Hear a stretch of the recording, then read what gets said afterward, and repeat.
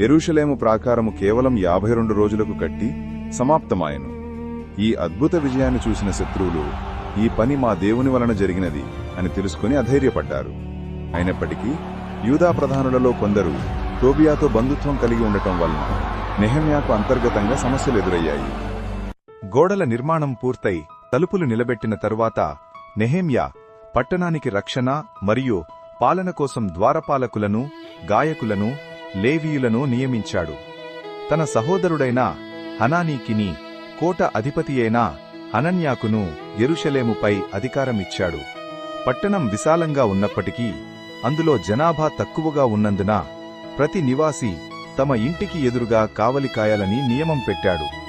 జనాభా పెంచడానికి దేవుడు నెహెమ్యా హృదయంలో తలంపు పుట్టింపగా ఆయన అధికారులను సమకూర్చాడు. ఈ సందర్భంలో బాబిలోను చెర నుండి మొదటగా తిరిగి వచ్చిన వారి వంశావళి గ్రంథం లభించింది. ఈ వంశావళి గ్రంథంలో యాజకులు, లేవీయులు, గాయకులు, నెతీనీయులు అంటే దేవాలయ సేవకులు మరియు ఇశ్రాయేలు ప్రజలందరి సంఖ్య నమోదు చేయబడింది. యాజకులలో కొందరు తమ వంశావళిని నిరూపించుకోలేకపోవడం వలన ఊరీము, తుమ్మీము కలిగిన యాజకుడు వచ్చే వరకు వారు పరిశుద్ధ వస్తువులను తినకుండా వేరుపరచబడ్డారు.